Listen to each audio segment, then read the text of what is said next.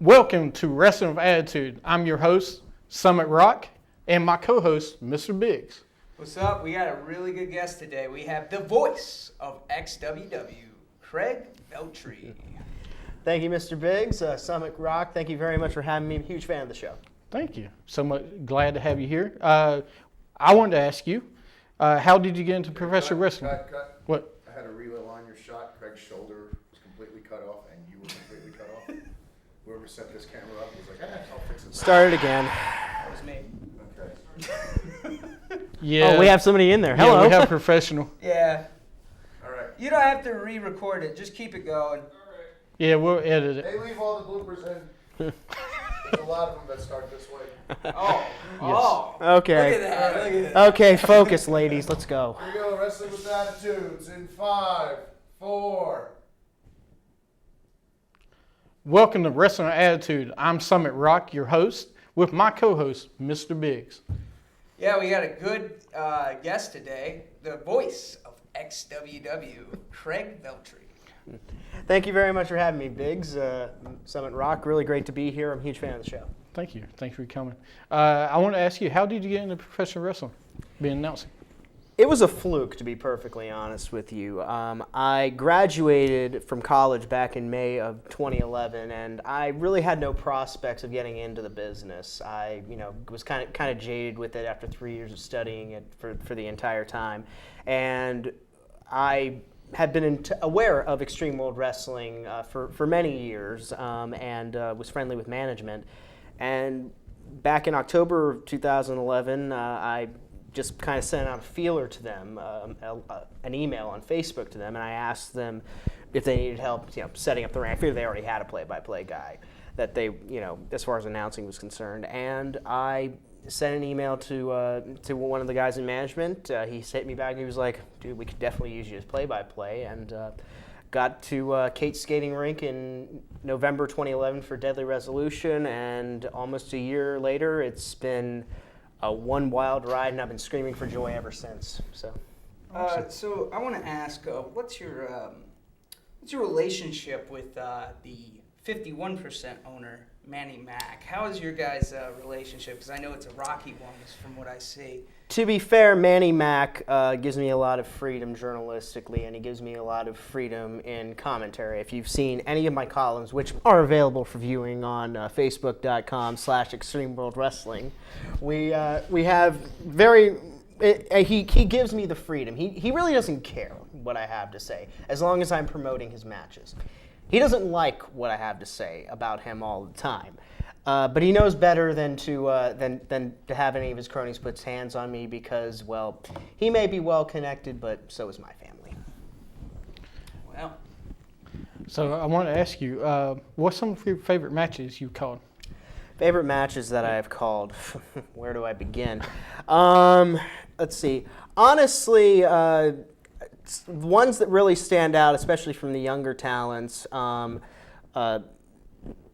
Winter Bash 2011, Garrett Sinclair and Brick City, I still think is one of my favorite matches, favorite early in the XWW reboot that I had ever seen. It was just so brutal, so hardcore. I mean, when you have plastic Santas and plastic Frosties involved in the match, you can't go wrong on it. And I think those two guys have, well, Garrett Sinclair, no one's really heard from Brick City until the last event, but Garrett Sinclair, I mean, he's the current tag team champion. He's got a bright future, and I think that match was a demonstration of that. Another favorite of mine was Chris Hamrick when he made his debut against Craig Huffman, who was then the champion. I mean, it was just a sight to behold. I mean, Chris Hamrick has always been one of the great high flyers, one of the most underrated high flyers, I think, in all of professional wrestling history.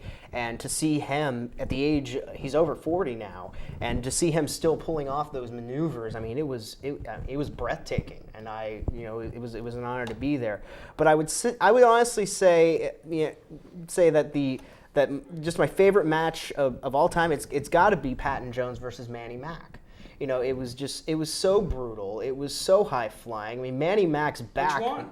Which Oh, one? it was the There tables. was one at Tidal Wave, and We- then there was one The at, tables match. We were actually there for that one. Yeah, So yeah, it was Inkfest, incredible. wasn't it? Rematch at Inkfest. No, the rematch was good, but the one before that, at Tremont, oh my God, Manny Max. His back looked like he was like tied to a whipping post afterwards. It was so brutal. That one will always stick out in my mind. Well, what's one of your favorite wrestlers at XWW?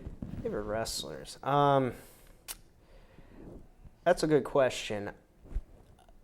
Craig Huffman, despite his allegiance with Money Enterprises, I think he's really got a chance. He's got a really bright future in this business.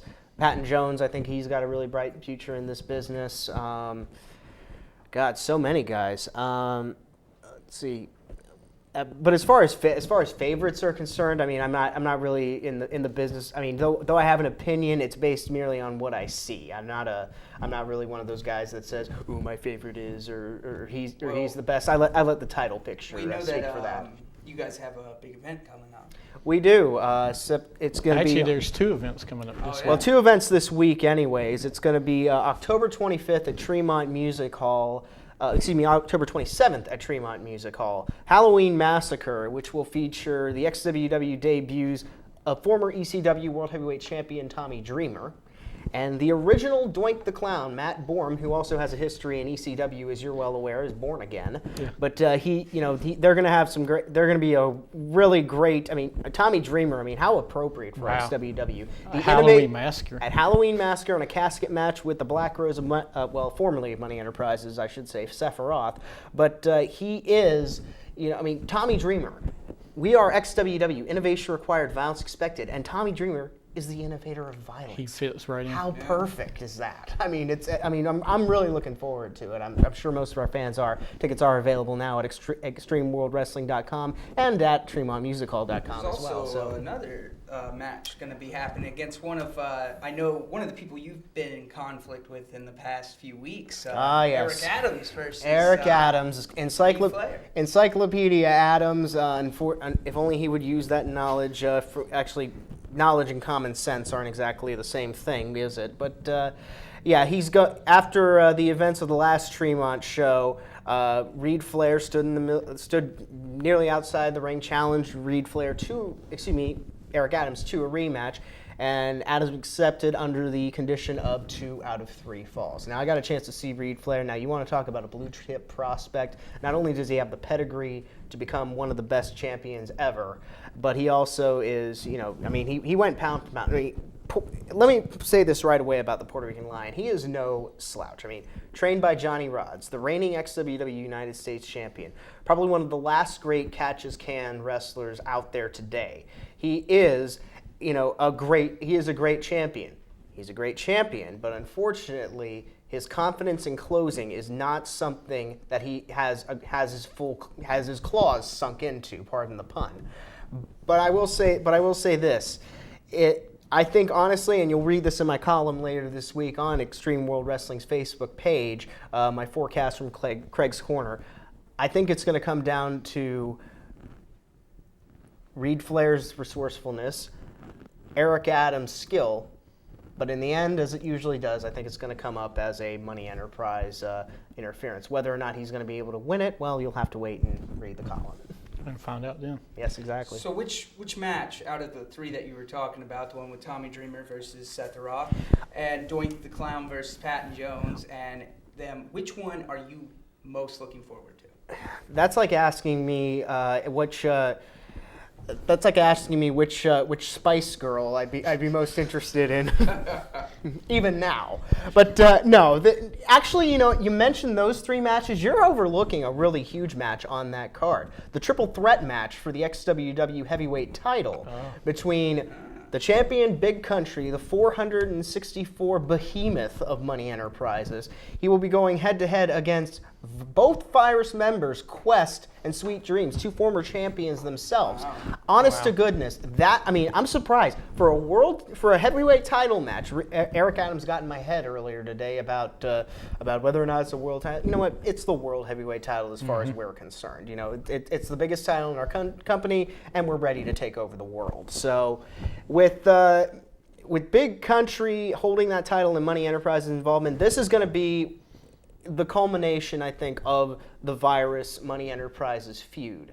And I think we're going to see just how cohesive, how much these two men who have held the title before, I said it before, we're going to see how much these two men can put their own ambitions aside to get the title off of Big Country's very large shoulder.